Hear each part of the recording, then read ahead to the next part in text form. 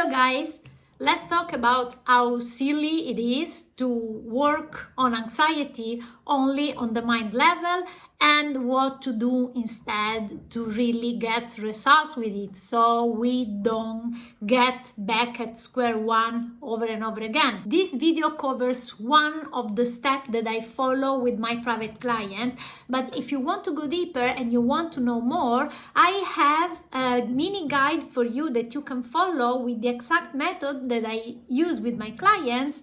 You can ask me for it in the comments, send me a DM, and I will send it to you. If you wonder who I am, I'm Deni.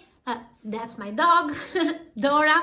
I'm a clinical psychologist and I help women to overcome their anxiety and to better manage their stress and their emotions. So why I say that it's silly working on anxiety only on the mind level? This really is rooted in my personal experience. Because when I was younger, my diet was almost 85% carbs and sugar. Because I'm Italian, I like pizza and I like sweets. I'm Italian. When I was younger, I never linked the raging anxiety that I was having back then to the diet that I was to my diet. Until, in a completely unrelated way, I started to experiment with my diet and I started to notice that when I was eating certain food, I would feel better and lighter and happier, and with other food, I would feel more anxious, more agitated. So I did my research on the topic because, of course, what else am I gonna do? I'm a nerd. And I realized that there was a link, and the link was the inflammation in the gut caused by certain food. Because our intestine is one of the biggest factory of neurotransmitters in our body. Things like GABA, serotonin, dopamine, they are all essential for regulating our mood and for keeping our mood stable and for our mental health. These, of course, when the gut are in good shape. But when we have a lot of inflammation, the balance of these neurotransmitters goes out of whack, and with it, our mental health and our anxiety. What did I do when I realized that a huge chunk of my anxiety was coming from my gut? I simply focused on whatever I could do that will reduce that inflammation, and not everything, only the most important things, because I believe in the principle that it is not really important to do everything. You want to focus on the things that really create an impact.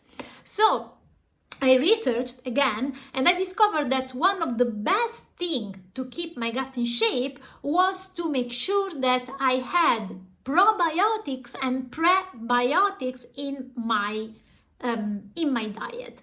Now, probiotics are just good, healthy bacteria.